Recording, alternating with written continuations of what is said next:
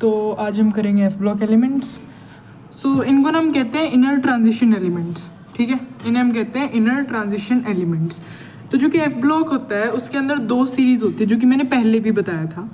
4F series उसे हम lanthanoid कहते हैं और 5F सीरीज़ उसे हम एक्टिनॉइड कहते हैं। क्लियर। जो 4F सीरीज़ होती है वो 58 से 71 तक 58 टू 71 तक होती है, और जो कि 5F सीरीज़ होती है वो हमारी 90 से 103 तक, ठीक है, 90 टू 103।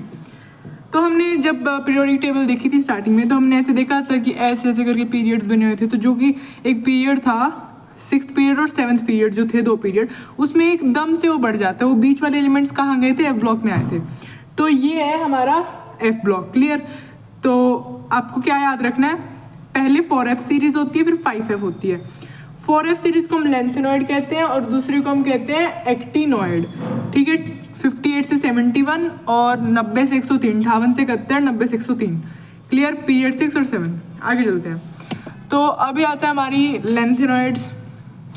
तो यहाँ पे याद रखने के लिए बेसिकली यहाँ पे देखो याद रखने की चीज़ आती है कि हमसे ये पूछा जाता है। इतना टफ नहीं है, आप जो लग रहा होगा कि यार कैसे याद करेंगे, इतना टफ नहीं है, ठीक है।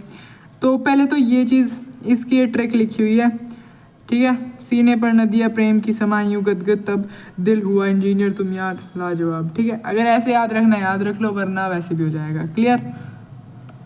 तो आगे चलते हैं।